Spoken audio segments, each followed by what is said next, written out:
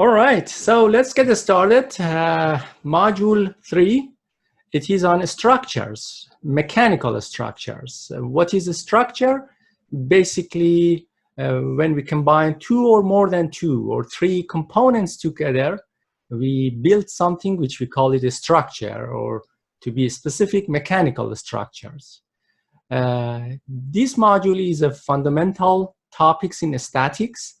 I would say any design, anything that in future you start designing after the first step, which is the concept design, when you sketch something and you get to what you want, then this step, like which you study in module 3, is basically the foundation for the design.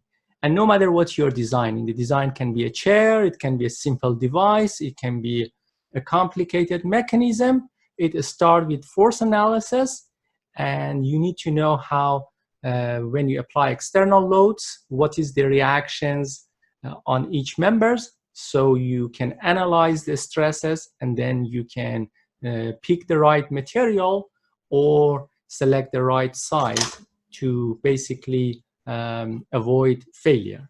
All right. So, but this chapter, this module focus only on force analysis. Let's get started.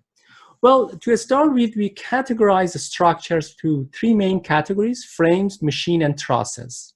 In some textbook, all of these three categories consider one. They call it a structure. So there is no basically distinguish between them. But this is some sort of a common maybe sense, and that to categorize them like in this way. But later when you solve problem, you see really there is no specific distinction between them. So a frame, we say it's more like a fixed structure. There is no moving part in it. Like this one, like this chair, we can consider it as a frame. Several parts like this, you see this link and the other links, they are all pinned together or maybe bolt together, and there is this bag on top of that. So we call it a frame. No parts here is moving. Everything, they are all fixed together. The second category is machine. The difference between frame and a machine is that in machine, there is moving parts, like these pliers, right? You can open and close up these pliers, right? And depends on the force that you apply, you get different reaction to this part D over here. So then the only distinction between machine and frame, machine has moving part, frame doesn't, all right? And then the last thing is trusses or truss. Truss is more like frame, no moving part, but the only difference is we say truss is more like a larger structures, but more important is in truss, all the members, they are linked, like each of them connected at only 2 points, like this member GF, you see, it's just one link, or BG, it's just one link. And all of them, they are connected at the two ends. Like you cannot find any members that connected in the middle, right? You see? But here in this frame example, in this chair example, for example, this link ACD, or maybe this bigger one, this link HFB, they are connected at 2 or 3 points, right? They're connected here, they are connected there, right? And also we consider the connection or contact to the ground also one connection. That's the only difference between truss and frame, which we will discuss more in trusses later. As you can see, fundamentally they are the same. What is our objective here in this module is to find the reaction forces when we apply external loads. For example, in case of the chair, we are interested to know if somebody apply, let's say, put this back there, or somebody sit on this chair and you have an external load W, then what is the reaction at each point? Maybe later we want to design these C, the pins at C, F, and so on, or each part of this chair. In machine, the same. We want to know when we apply this load P, how much is going to be the force that we apply to this basically part D, all right? And sometimes we may also interested in designing the pin here, pin A. So we need to know what is the reaction at this pin, right? If this is a pin A, we want to know how much force when we apply these external loads exerts on this pin A, so we can design a pin not to fail. The same with trusses. We want to know when, let's say, this truck is passing through this bridge. It has a weight. We want to know what is the force in each individual members to make sure that this truss is not going to fail. So in other words, we want to find out the reaction forces when we apply external loads to each structure here. What is the solution? What is the method that we are going to take? Static, there is no formula or anything except those three simple formula that we learned before, that always sum of the forces in X must be 0, sum of the forces in Y must be 0, and taking the moment about any point, so here it can be any point, right, must be 0. This is our only tool, and we always start with free body diagrams. So as I said before, the most important element in solving the problems in static is the FBD or free body diagrams. If we can draw a nice, clean, and correct free body diagram, the rest is just plugging some numbers in these three formulas. So let's quickly review the free body diagrams. So free body diagrams, essentially, we said you free the part from its connection, right? And for each support or connection, you put a reaction load, right? So we start with a very simple case of a cable. In a case of cable, you saw the reaction is just one tension in the cable, right? Which we can call it T or F or whatever, it doesn't matter. Like here, I separate this basically box or whatever it is from its connection, which is this cable. I imagine that I cut this cable, so it's going to be one reaction T. So another connection which is very, very similar to cable is a link, basically. So a link behaves more like a cable. It applies one force, a tension. The only difference between a link and between basically a cable is a cable only apply tension. So this is cable, remember, only tension. For example, you cannot say that I have a cable here and this cable is, let's say, applying tension here, right? If you have a cable, you cannot really compress it. It's just going to jam, right? So this is then wrong. But if you have a link here, a link can also have a compression load, right? A reaction like this one. Let me draw it a little bit over that side. So we say a link can apply both tension and compression.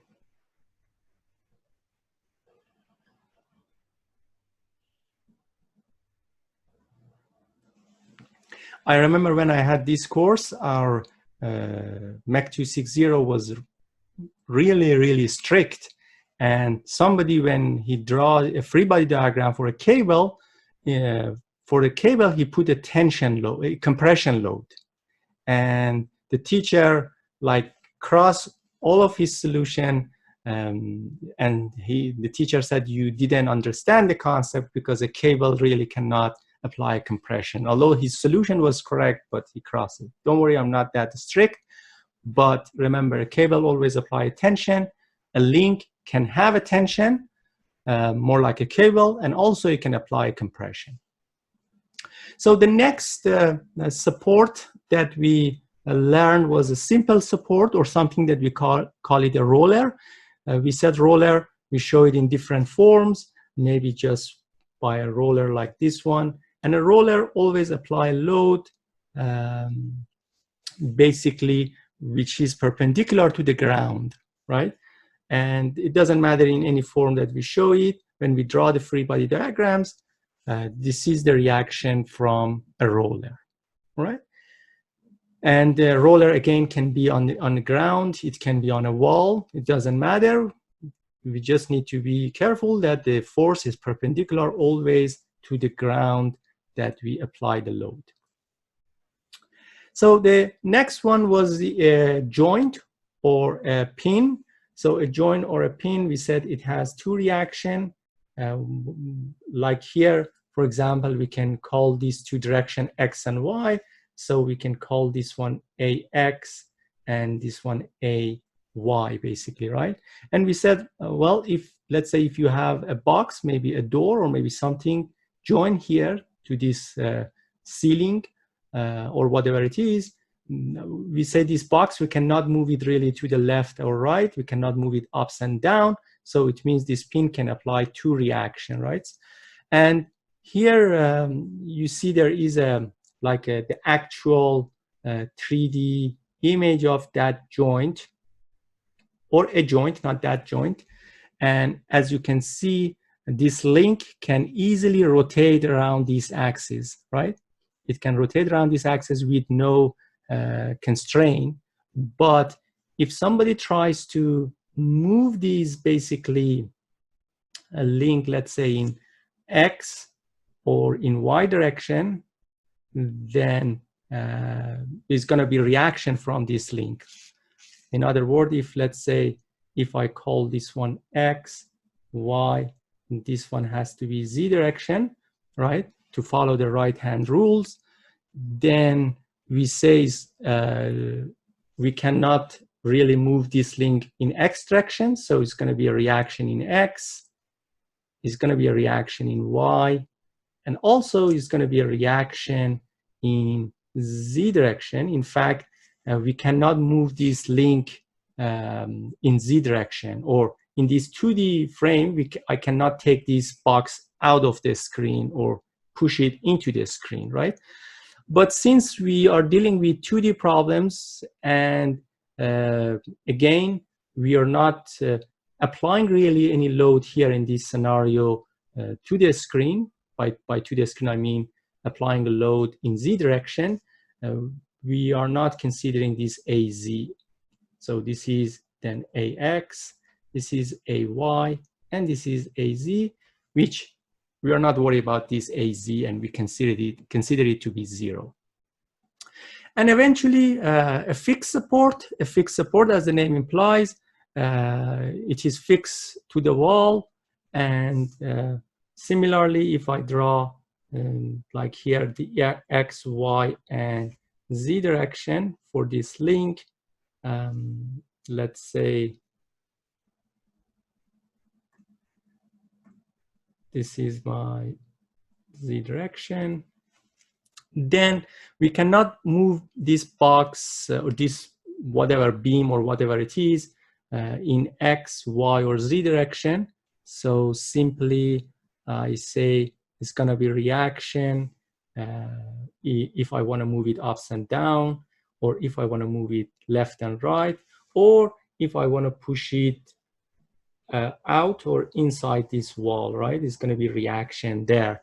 In other words, if I draw the 2D version of it, which we care more, this is the 2D version, and we say this is, let's say, the wall.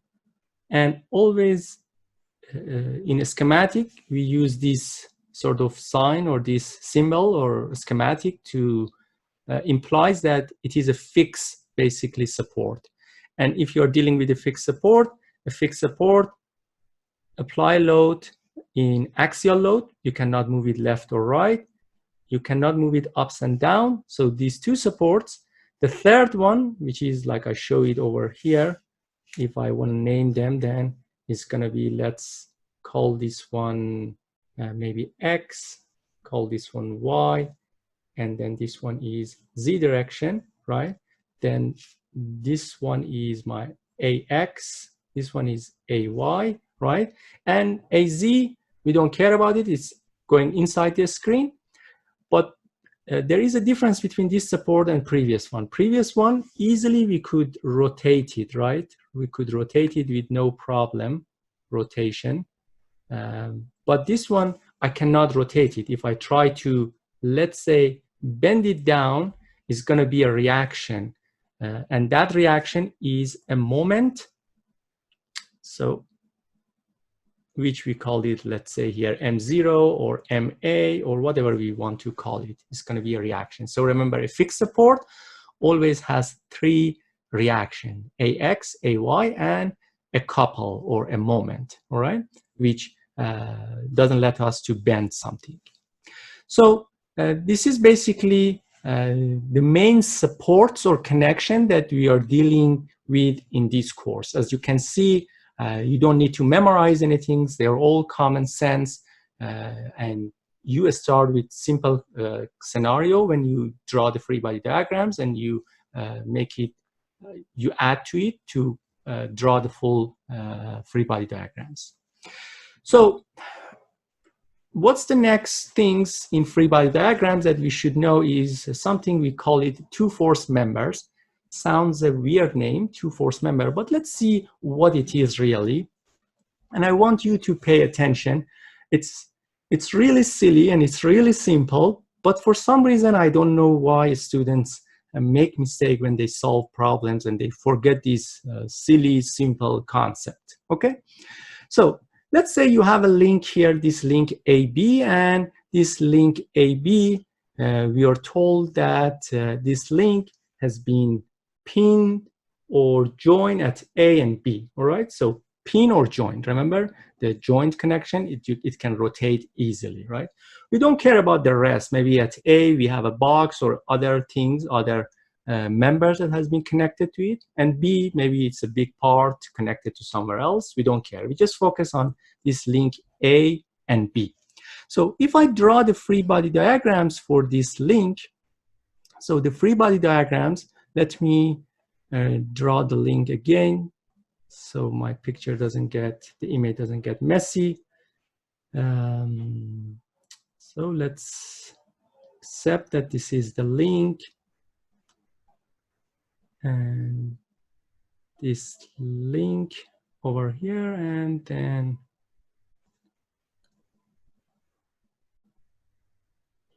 okay, so this is B and this is A.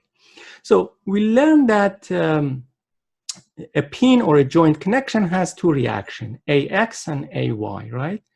So, and we are allowed to choose the direction as we want. Let's say I choose for simplicity my X direction to be like long links. And let's call this one the Y direction, right? There is no limitation in the way that we pick X and Y. So this is X and this is Y. So, and as I explained, we need to have two reactions. At B, I'm gonna have two reactions, BX and BY. At A, it's a pin, I'm gonna have AX and the same AY, right? And as I said before, we don't worry about the direction of these. We just assume they are positive, and by positive, I mean they are in X direction and Y direction. So this is then gonna be BX, and this one is BY, and this guy is AY and AX. All right, so this is simply the free body diagrams, the FBD of this system. Okay, so I have the free body diagrams. I know I am in a static, and I know in a static, some of the forces in X must be 0. So in X, what do I have? I have BX plus AX equal to 0. One equation. Now I know some of the forces in Y must be 0. Then AY plus BY must be 0. And I know that taking a moment about any point, let's say we take the moment about point B must be 0, or A, doesn't matter. If I take the moment about point B, what do I have? Well, these Bx and By, they are passing through this point. Their moment is 0. And what about this Ax? Ax is passing through this point. It's also 0. I ended up only with Ay. Multiply, let's say the length of this link is L equal to 0. From here, I get Ay equal to 0. So if I substitute, let's say this is equation 1, 2, and 3. So from here, then, if I substitute in 2, I can realize that By also has to be 0. What else? Well, we found Ay 0. We found By 0. And from 1, we can conclude that Ax is equal to minus Bx, right? So this is what we got.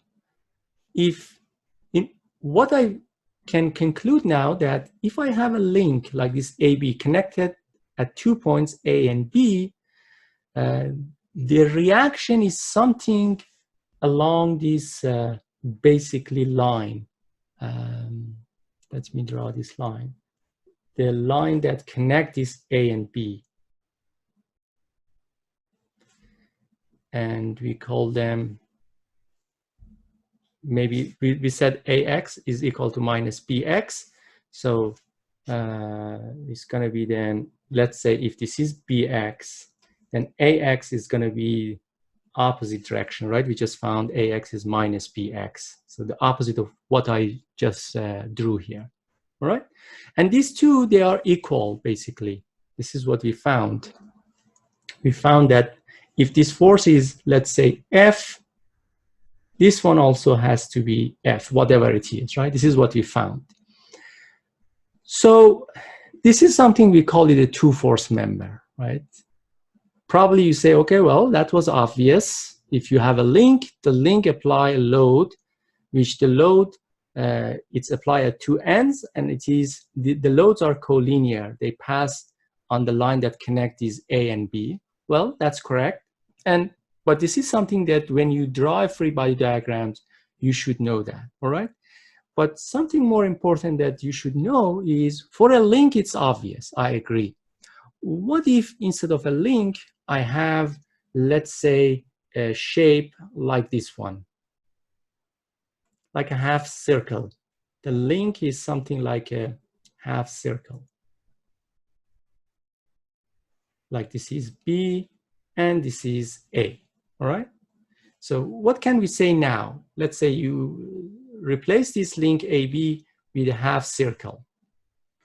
So can you guys think for 10 seconds and see if we write down the same formula, the same concept that I just draw here for this one, can I make the conclusion that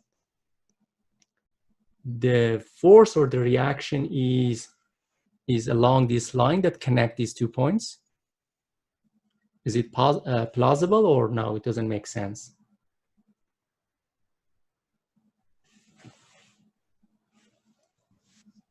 Yeah, it should work the same as the previous one, I think. Yeah. Thanks, Oliver. As Oliver pointed out, exactly. It doesn't matter what is the shape. If it is a link, it's a half circle. Let me go there. Okay, this is the link, right? You guys can see the link. So for a link, if I apply load, let's say tension, right? If I apply load, let's say a tension load or compression, the tension is going to be along the line that connect these two together. So if instead of this link, now if I have a half a circle, that's going to be the same concept. Let's say if I have these two cables, pretend that they are cables. If I apply a tension, right, this tension definitely has to be along the line that I'm connecting these two together, right? Something like that. Right? So a cable, I apply a tension, right? And this tension has to be in this line. So you may say, no, I can apply a load like that one, like this line. Then I apply the other load like that one. Let's try that one, right? Somebody try to apply load in these two directions. If I apply the loads, what will happen? You see these things rotate and balance along these lines. So always the reaction is along this line, right? In this scenario, of course, because I have a cable, I cannot apply a compression because everything's jammed. I can apply tension, but no matter if I apply a compression load here, the same concept. The compression is going to be along this line. And it doesn't matter if it's a link, it's a half circle, or maybe a L shape, right? Same concept. If it's a L shape, like this one, you apply load, either tension, or you apply load compression, the reaction is going to be along this line, right? And this thing doesn't have to be a 90 degree, or it doesn't have to be the same size on two sides. It can be, let's say, something like that. The same concept, the reaction is going to be along this line that connect these things together, all right? So that's your reaction when you draw the free body diagrams. And the shape can be any complicated things, like even an S shape. The same concept, the load is along the line that connect basically these two lines together, right? Hope it's clear. I know it's very simple, but again, as I said, for some reason, a student make mistakes, they forget about it, and always I'm surprised why this silly concept it's become complicated for the students, in fact, but not for you guys, right? Now you got it, okay? And it has a silly name, two force members, because it only has two force at its two ends, all right? So keep in mind, a two force member has to have three conditions, all right, to satisfy these two force member things, all right? What are those three? First, connect only at two ends, at 2 points, at 2 points, right? So connects only at 2 points.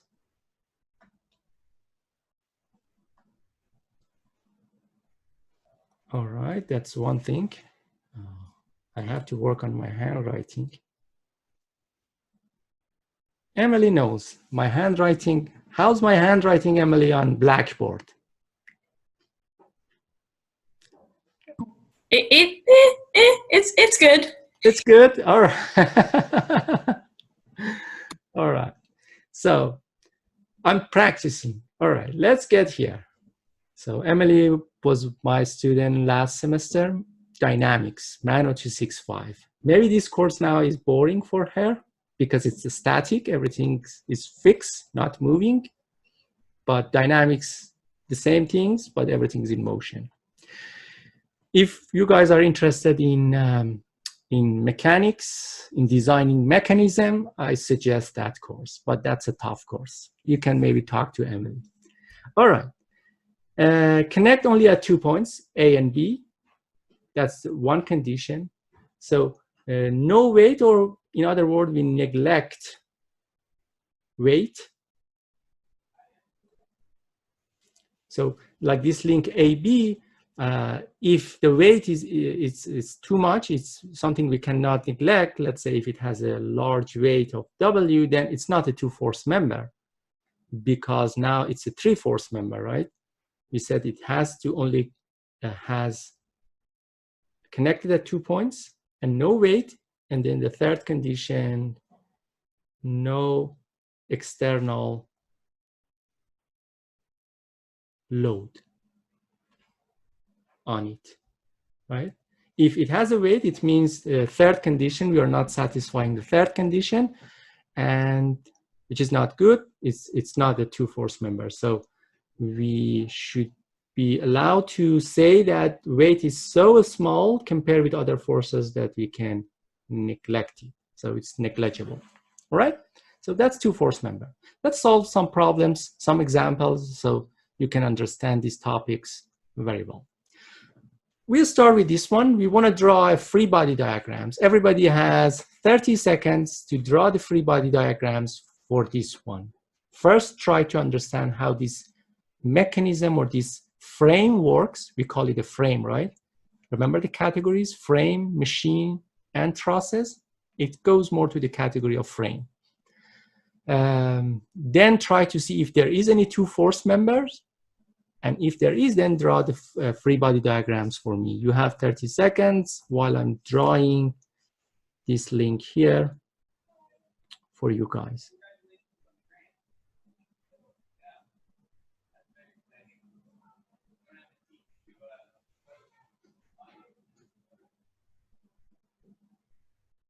Yeah, try to do it on your paper. And then we do it together. We'll see what is the free body diagram. So you're asked to draw the free body diagrams for this guy. So, and remember we said free body diagrams, you need to separate it from all connection, because everything has to be free. And if like there is a frame like this one which has two members, remember that you need to disassemble them as well, right? No matter how many members has a mechanism, you imagine that you are a mechanic and you open all the links and connection and disassemble them. All right. So not to get confused, this is, we put the points by name there, F, this B, this is C, this is A, and this is B. All right. So we want to draw the free body diagrams for these two members. Let's do it. So external loads, that's the easy part. We know that. External loads, we have a force F here. Okay, maybe this point was an F, in fact. A, B, C, D. This point was D. Right? The name of this joint is D. So the force, the external force, is F, right? Well, we start with C. C is a joint. And for a joint, we know that it's going to be what? It's going to be CX and CY, right? That's easy. CX and CY. So what about these L-shaped things? I hope you guys realize that it's a two force member because there is no external load on it. The question didn't say anything about the weight. So and it's connected at 2 points. So it is safe to say that it's a two force member. And if it is a two force member, then I can easily say this two force member, it has a load at two ends, which is, with these two loads, they are collinear, right? They are along this line. And the same for the reaction for the other one. So that's the same line, right? And if that's the same line, then this is going to be the reactions. So it's going to be reaction here, and it's going to be reaction there. So this reaction, let's call it maybe F, or whatever we want to call it. So, oh, if that one is F, let's call this one P. This one has to be P. This is action, this is reaction P. So this is the free body diagrams that we wanted for this problem. Later, we can use this free body diagram to solve the problem if we have all the information like the geometry. For example, for this problem, we need to have the size, we need to have this angle, alpha, and so on. All right? Any question for this one? Seems simple, right? If that's the case, then let's go to example 2. Again, I want everybody to think for 30 seconds, try to draw the free body diagrams. It's very similar to the previous one, but this one also, we want to do some calculation. So again, remember, you need to disconnect, disassemble everything. So everything has to be free to move.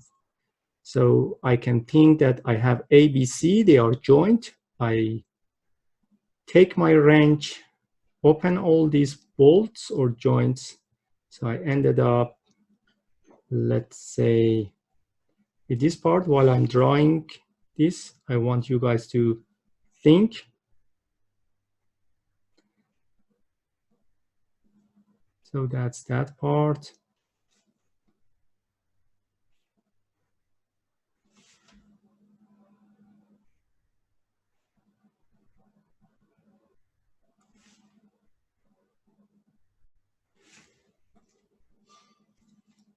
Sorry, okay. So hope you guys figure out, first of all, the two force member. Probably all of you are nodding now that AC is the two force members. You know, guys, one challenge for online teaching that I realize is in a classroom, by looking at the students from the face impression, or by nodding, I can realize if a student follow the topics or they got bored. But here, well, I don't have that luxury. So if you cannot follow something, please do not hesitate. Just unmute yourself and jump in and ask your question. Okay, let's do it. Let's draw the free body diagram. So AC is a two force member. We know two force member, and basically the load or the reaction has to be along this line, whatever the reaction is. All right. So we'll start with external loads. So then this is the line. Let me draw it. I draw the same line here, so I know which one is which. Okay. So let's see what we have. We have two external loads. One is this guy here, 600. This is 400. That's good. And then the rest, they are all reaction loads. Let's put them there. So we start with B. B has two reactions, Bx, By, Bx and By. As you see, again, I don't care about the direction, right? By direction, I mean I don't care if it is positive or it is negative. I let the math to find out. And always I put the basically the reaction in a positive direction for X and positive direction for Y. So always to the right and up, we consider it's positive. So what else? Well, this two force member, we know something important about it, and we know this two force member, it has two loads at its two ends, and these two loads, they are collinear. You may say, well, in previous example, let's jump back to previous example. You draw it that it is under tension, right? This load, P, is under tension, as if you are stretching this L-shaped link. But you may say, why here you draw a compression? Again, that's something which doesn't matter. You can assume compression like here, or you can assume tension like this example, and you just let the math find out. If you end up with the negative numbers, it means the direction that you picked or your first assumption was wrong. But sometimes it's common sense. Like here, you can see in this mechanism, if you apply load F, most likely this AB is under tension. If you draw a tension load, then the reaction here is going to be a tension load, right? The opposite and same force. Here, if I apply this load, it's sort of I can it is intuitive to think that this is under compression, but again, doesn't matter. You can draw it as a tension load. So what is the tension? We don't know. Let's call it F. All right. We don't know the value. We call it F. And if I show F in this direction, the reaction, remember, it's the same load, but opposite direction on the same line, F. All right, so this is what I got. The load, let's say this one is 600 and this one is 400. Good.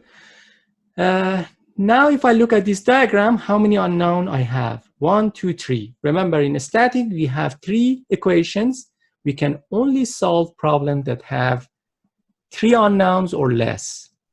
Remember from the last session, we call, if you have more than 3 unknowns, it is called indeterminate. You cannot find it. You have to rely on other tools.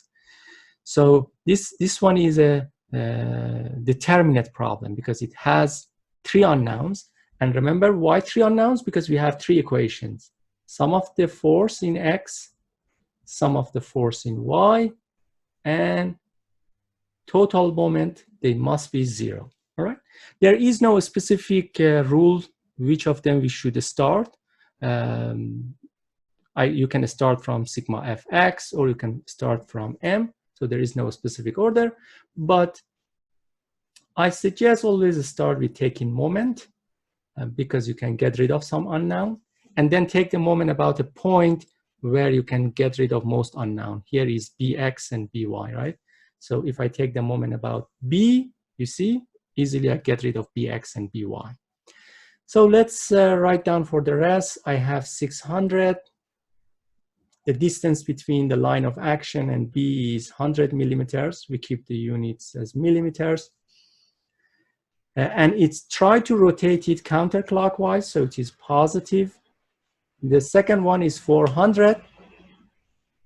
Is 400, the line of action between this guy,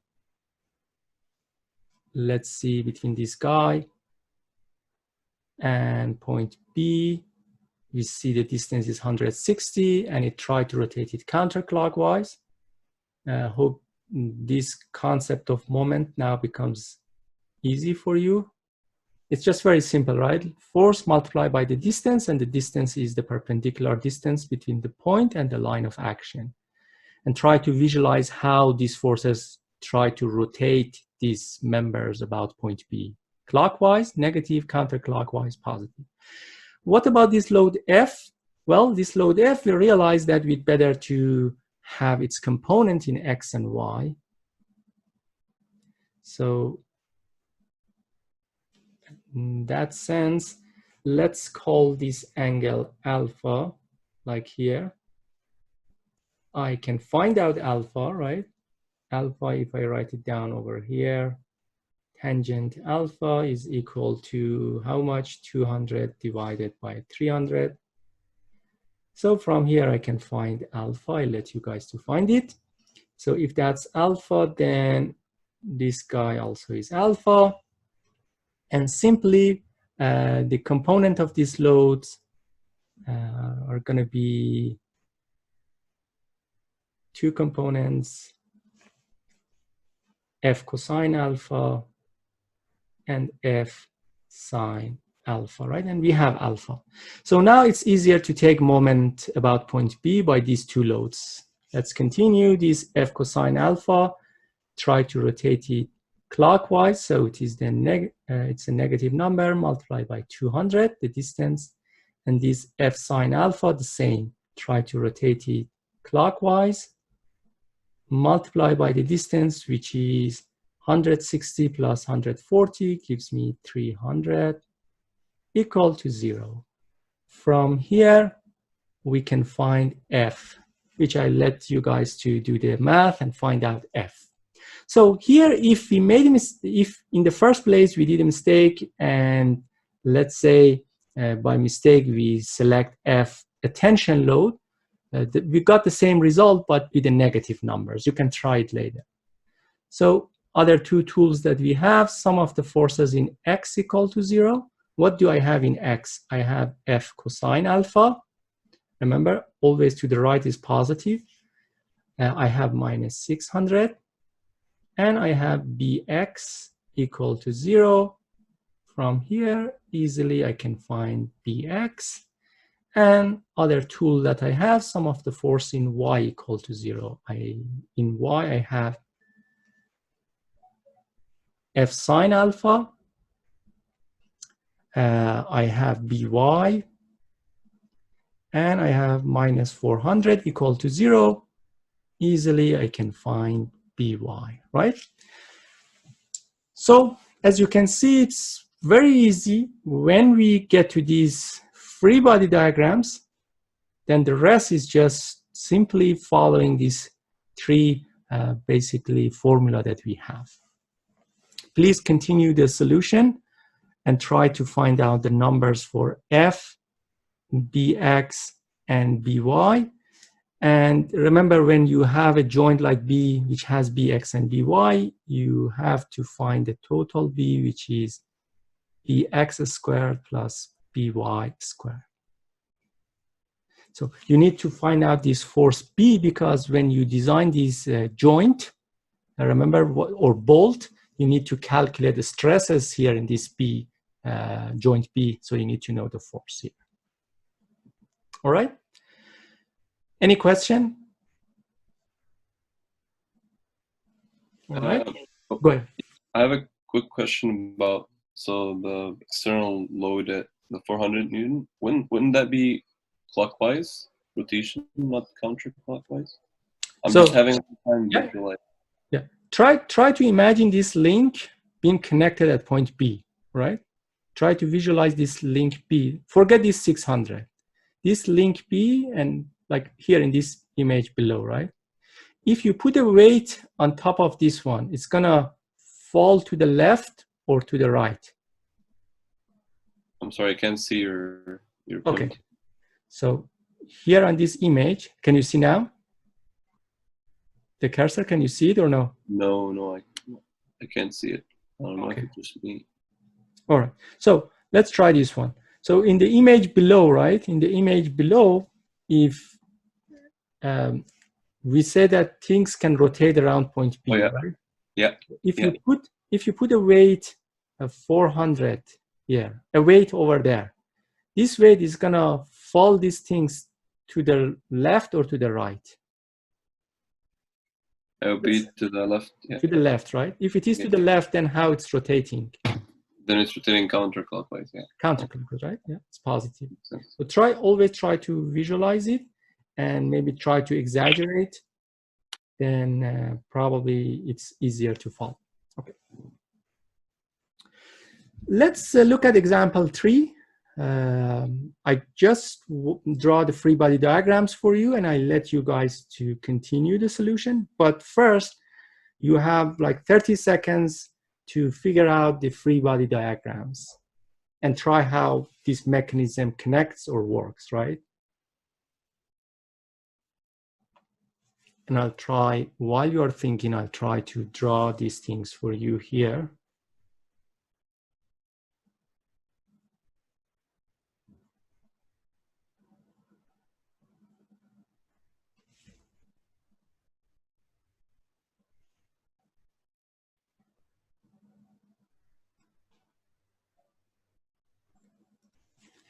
So we have this T-shape, sort of T-shape or whatever shape here. And here, when it didn't say anything, it means over here it has been welded together, right? You don't need to separate them. You just separate, remember, the joints. You take your wrench and open up the bolts and pins and rivets, and then you put the reaction there. Okay. So this is like B, this is C, and this is D. And I can say, hopefully you guys realize that AB is a two-force member. And if it is a two-force member, then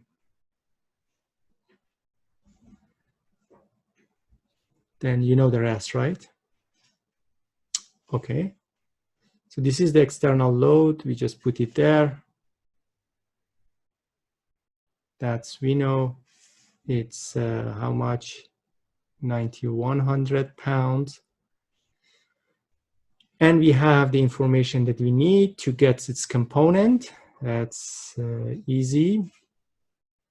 Let's say this is our X and Y direction. So you guys realize that what is the free body diagram? Ahmad, can you tell me what is the rest? What do I need to put to complete this free body diagram? So at C, it's a joint or pin. So exactly. So at C, yeah. then it's gonna be what? CX and CY, Yeah, right? yeah. Okay. What else? And then the two the AB link. Okay. What is about it? So we'll draw a 2-force member. Okay, like, exactly. Yeah, exactly. So it's a 2-force member. If it's a 2-force member, always apply load in the line of action between A and B. It doesn't matter if you put tension or compression, but from this image, we can think that it's more like a tension load, right? Yeah. So let's call this one T, or you can simply call it AB. All right. So how many unknown we have? 1, 2, 3. Good. So it means we can solve it, right? I let you guys to finish the solution later. You just need to start with taking the moment about point C. From here, you should be able to find T. Then you write the force in X to be equal to 0. It gives you CX. And some of the forces in Y equal to 0, which give you CY. It seems very easy, right? Do you guys agree? Now, probably you guys wondering why people think 260 is difficult. So far, it's not, right? Hopefully you agree. If so, let's solve. Not solve because we have like 3 minutes. Let's quickly take a look at this one. Let's read it. We have a plier. Let's move myself there. Okay. So we have a plier here. Hopefully everybody have seen a pliers. So pliers, there is like a big joint in the middle here in the center, like a big joint here, like this B. And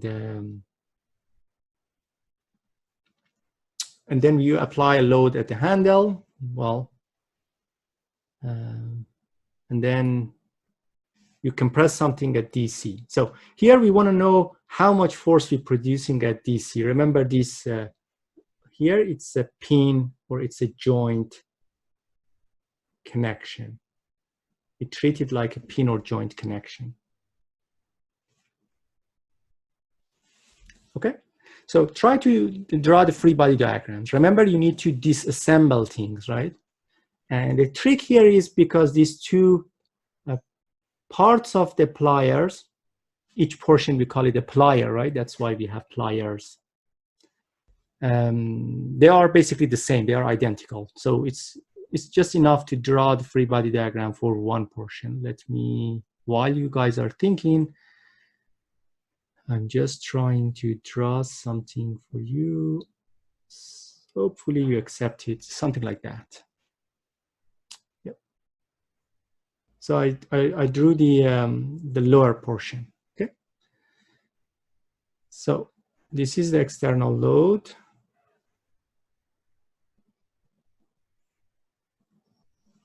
Sorry, I drew this portion, the upper portion. So that's the external load. So let's see.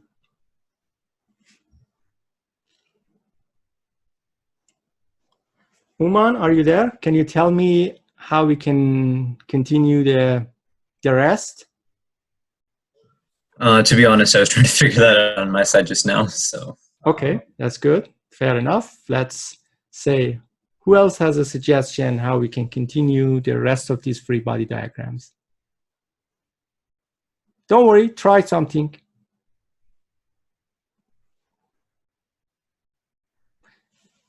What about if I say this DC is a two-force member?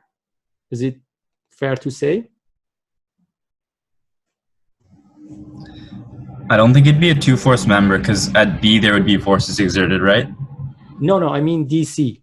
This part that is there. Oh, okay. Can we say? I think so. Yeah. Yeah. It's a two-force member, right? And we can feel that when you apply this 5 Newton, this DC is sort of under compression. Does that make sense? We want to find out this compression, right? If I draw this member DC here, and I'm exaggerating this one here, right? This DC, so this is D, this is C. So when we apply load, then definitely this DC is under compression.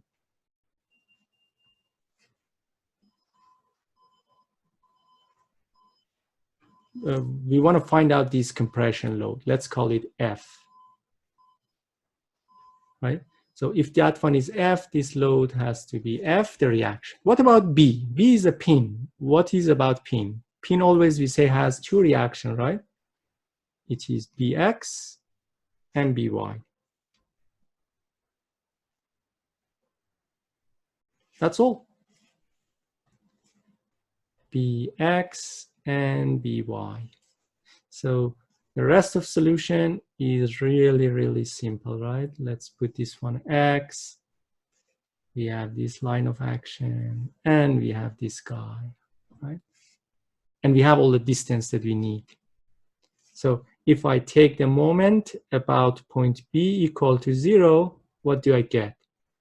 I have 5 multiplied by the distance, which is 70.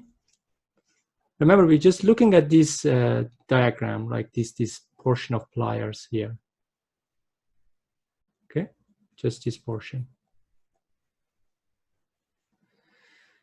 So when I apply a 5 Newton load there, right, it creates a moment about point B, which you can guess. Is it, Mohammed, is it clockwise or counterclockwise?